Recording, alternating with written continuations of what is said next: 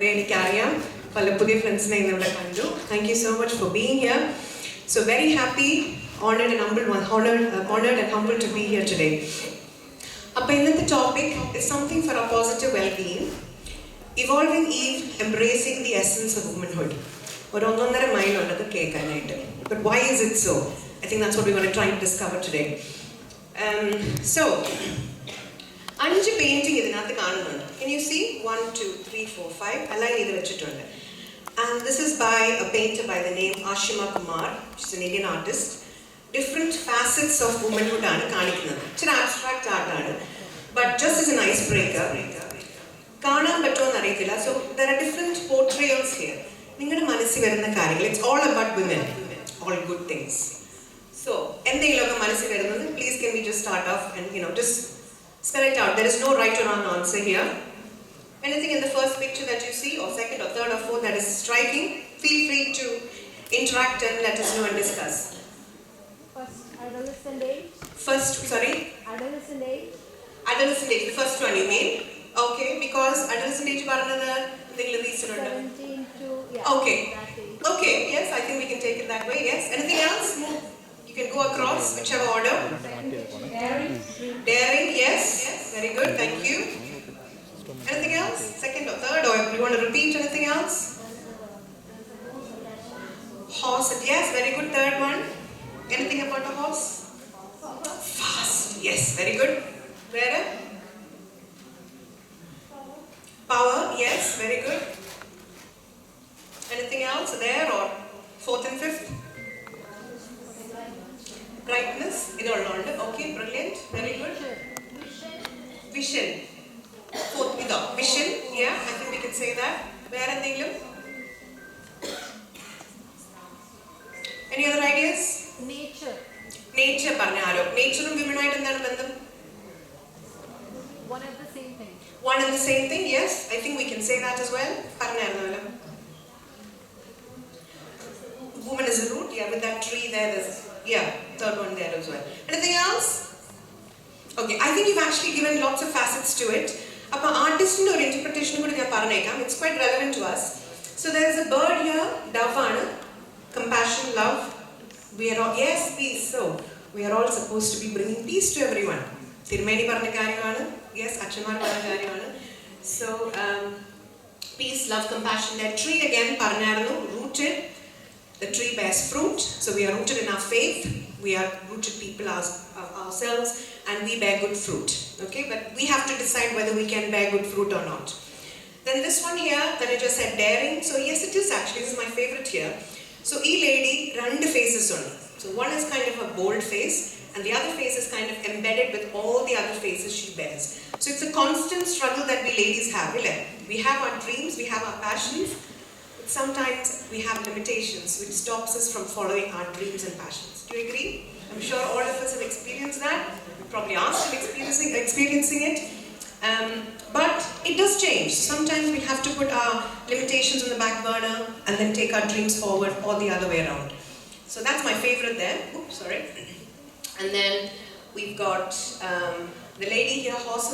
So the horse is quite powerful, but yet graceful. Horse so she can be quite powerful, but at the same time she does maintain her grace.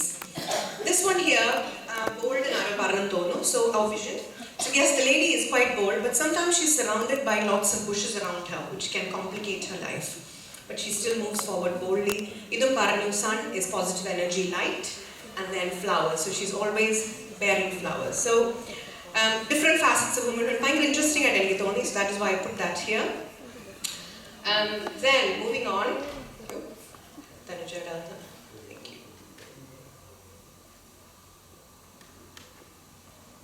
Perfect. Thank you. Okay, so why evolving Eve? Evolving in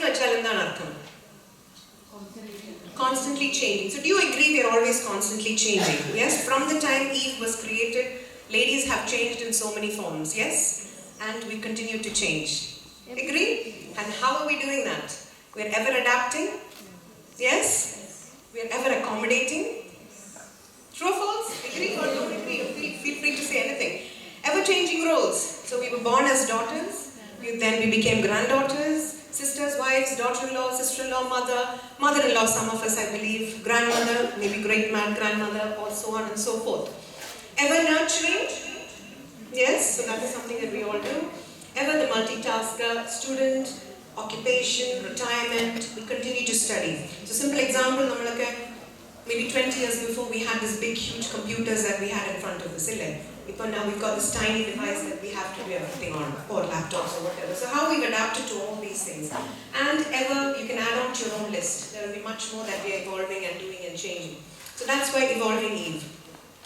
Embracing the essence of womanhood. So who we are. Now this is our main theme today, holistic care of ourselves. What does holistic mean? Majority of us in the medical field as a whole, absolutely. So, and what are the three main constituents of holistic care? I'm sure all of us know this. Physical, mental, and spiritual. Okay? And that is how we embrace the essence of who we are.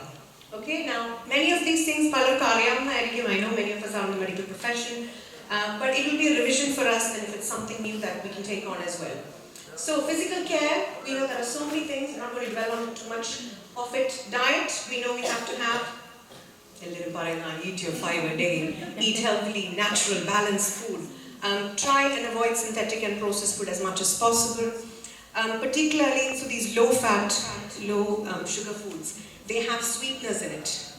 So sweeteners can have effects on the bladder and the bowel, especially as we age. Our bladder is not as strong as it used to be. So just be mindful of that. Caffeine is another thing which we just need to be mindful of. It can have effects on the bladder and things like the heart rate for some people as well. Then water is the best drink. Do we agree? Yes. Much better than any other drinks. Exercise, we know this. This is the NHS UK website which says exercise at least 30 minutes, moderate physical activity, which could be walking, in the gym, anything you like to do, very good housework, extensive gardening if that's what you like to do. And that is important for bone protection as well. Pelvic floor exercises, we all know about that. Do we do it just after a pregnancy? We have to do it throughout. If QR code, if you wanted to zoom into that, it will take you to the NHS webpage of pelvic floor exercises. So very important to carry on doing it even after pregnancy, postnatally. It is important to do because as we mature, as we get older, the pelvic floor is not as strong as it used to be. So every day, at least try and do it once or twice in 10 cycles each. It could be when you're driving to work, it could be when you're at home, when you're in the kitchen, when you're at work. Very simple to do. There are many exercises on this webpage, won't go into details. Simple way to do it is, after you've emptied your bladder, try and hold your pelvic floor, count till 10, and then repeat that about 10 times. And that, it does do you favors in the long run. Carrying on to do that as well. So our webpage is moving on, breast self-examination, we know that, regular self-checks. We know about the National Health Breast Screening Program from the age of 50 to 71. 3 years once we get that, once we've reached 50. But make it a point to examine your breast at least once a week. When you're in the bath, the shower, whatever, you cannot miss a lump. If a lump is there, a lump is there. Pre-period, namakku lump site thonum korchu, which is natural, but after your periods have finished, that lumpiness will go away. So make sure you always check for that, okay? Cervical smears, everybody knows this. We all get invitations for cervical smears. Do we all go for it? Yes, we should.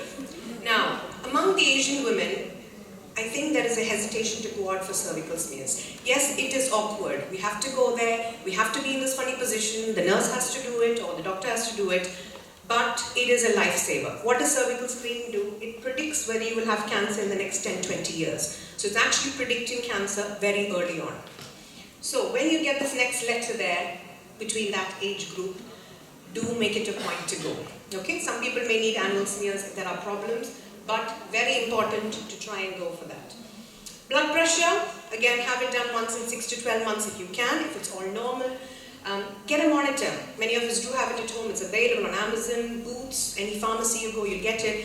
The arm ones are better than the wrist ones, but many wristwatches have it as well these days. So do make sure you do keep an eye on your blood pressure. If you're on medication, it needs closer monitoring, certainly. Blood tests, at least once in 1 to 2 years, which would include your blood sugar, your cholesterol, your thyroid.